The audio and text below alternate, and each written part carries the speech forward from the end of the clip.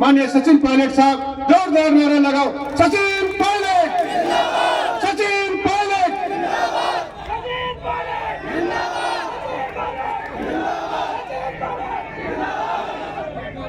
AICC के महासचिव जिनका भाषण आप सुन रहे थे, जो असम और मध्य प्रदेश के प्रभारी हैं, पूर्व मंत्री, पूर्व सांसद सम्माननीय भगत जितेंद्र सिंह जी, नेता प्रतिपक्ष टीकाराम जूली जी।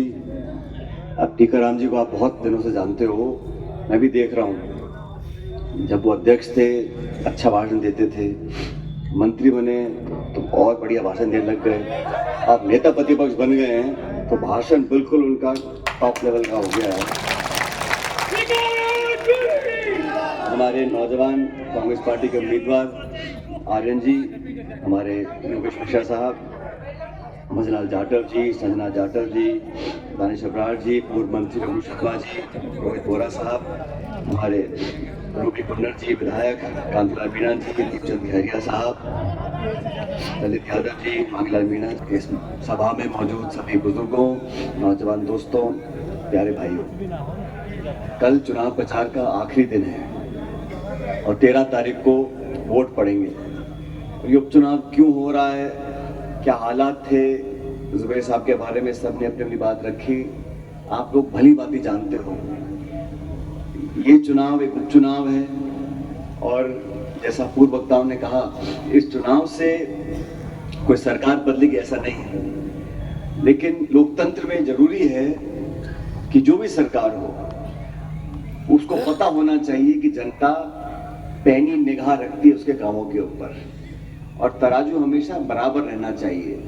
आज जो सरकार बनी है 10-11 महीने पहले, सरकार बनने के बाद जो गठन हुआ, इतने सारे सत्ता के केंद्र हैं, मंत्री विधायकों पर बाबू हावी हैं, मुख्यमंत्री पे मंत्री हावी हैं, मंत्रियों पे उद्योगपति हावी हैं, तो पूरा संगठन और सरकार में जो खिंचाव चल रहा है, जैसा भगत जितेंद्र सिंह जी बता रहे थे, हकीकत ये है कि 11-12 महीने में जो व्यवस्था बनी हुई थी उसको बेहतर करने की बजाय ये सरकार चला नहीं पा रही।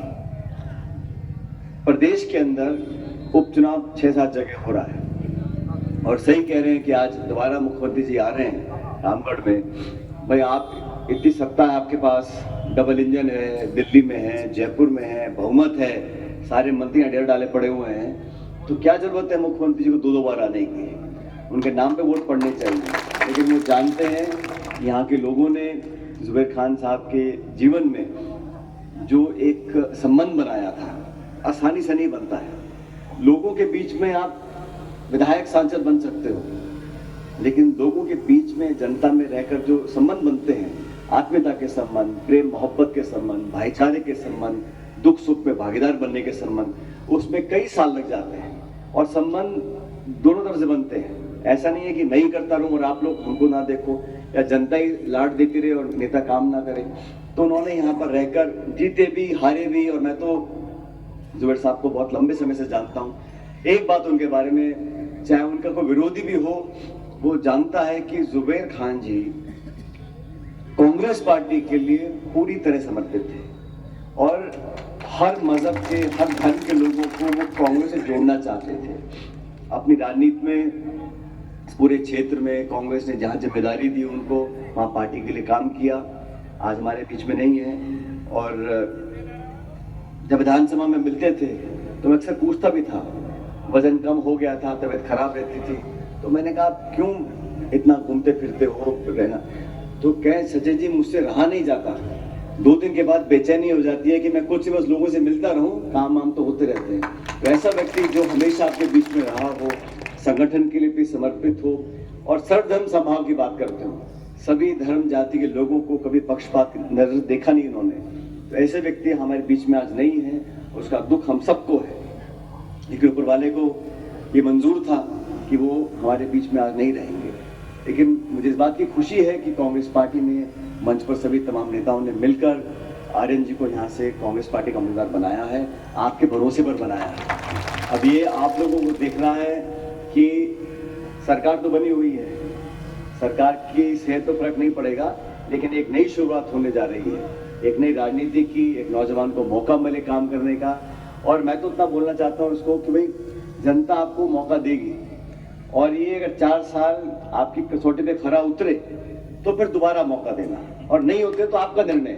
लेकिन एक बार इस चुनाव में कांग्रेस को ताकत देने के लिए जितेंद्र सिंह जी, जो अलवर के यहाँ विकास पुरुष के नाम से जनाते हैं, विकास उन्होंने कराया। जीगाराम जूली जी, पार्टी ने 70 विधायक हैं, लेकिन ऐसे व्यक्ति को नेता प्रतिपक्ष बनाया है जो आपके जिले का है। तो ये आप लोगों के लिए एक मौका है कांग्रेस को और देश और प्रदेश को दिखाने का कि हम सब उन ताकतों के साथ हैं जो देश में लोगों को जोड़ना चाहते हैं। और कांग्रेस पार्टी जब भी चुनाव लड़ती है, हमने जब भी प्रचार किया है, सब नेता मौजूद हैं यहाँ पे, हमने हमेशा किसान, रोजगार, उद्योग, निवेश, बिजली, शिक्षा, चिकित्सा, इनकी बात की है। ये मंदिर, मस्जिद और मंगलसूत्र छीन लेंगे और गाय भैंस छीन लेंगे, और ये सारी बातें वो लोग बोलते हैं जिनके पास रिपोर्ट कार्ड में कुछ नहीं है। इस देश में जो कानून बने हैं, नरेगा के कानून, रोजगार के कानून, शिक्षा के, खाद्य पूर्ति के कानून, वो सब कांग्रेस ने बनाए हैं। बीजेपी सरकार ने क्या किया है? नोटबंदी करी है, इन्होंने 3 किसान के खिलाफ काले कानून बनाए हैं, इन्होंने 10-11 सालों में दिल्ली की सरकार ने ऐसा कौन सा काम किया, मुझे बताइए। वो जुमले और भाषण, और हमेशा चुनाव से पहले uniform civil code, one nation one election, मंदिर, मस्जिद, हिंदू मुसलमान, इसके अलावा चौथी बात कोई करते नहीं है, क्योंकि इनको मालूम है यही एक पैंतरा है जो बार बार जनता उसको समझ लेती है। अब राम मंदिर की बात करते हैं। अयोध्या में चुनाव हुए, अयोध्या में जहां मंदिर का निर्माण हुआ है, वहां कौन सी पार्टी जीती है? समाजवादी पार्टी जीती है।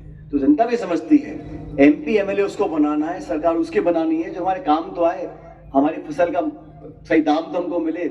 आज पूरे प्रदेश में DAP और खाद के क्या हालात है, ब्लैक हो रहा है, माल मिल नहीं रहा, और पुलिस के पहरे में बंटवारा हो रहा है खाद का, DAP का। तो जो किसान परेशान है, नौकरी लग नहीं रही, इन लोगों की नींद खोलने के लिए एक मौका हमको मिला है इस उपचुनाव के माध्यम से।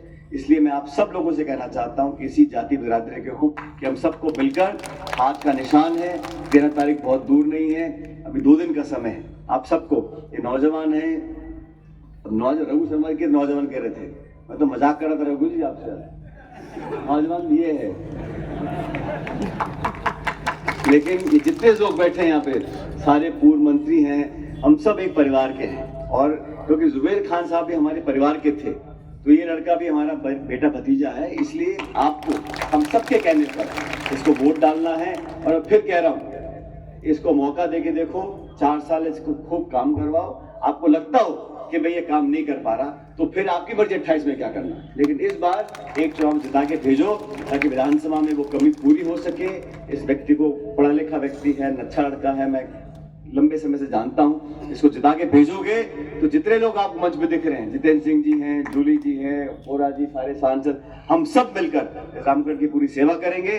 और सरकार को पता होना चाहिए कि सिर्फ सरकार बनाने के बाद अपने आप वोट नहीं मिलता, काम भी करना पड़ता है। साल निकल गया और काम कुछ किया नहीं, इसलिए आप लोगों से हाथ जोड़ के निवेदन है, 13 तारीख को भारी मतदान कर दोनों हाथ खड़े कर मुझे बताइए कि 13 तारीख को जिताएंगे। बहुत बहुत धन्यवाद। जय हिंद। धन्यवाद। मैं धन्यवाद के लिए जिला अध्यक्ष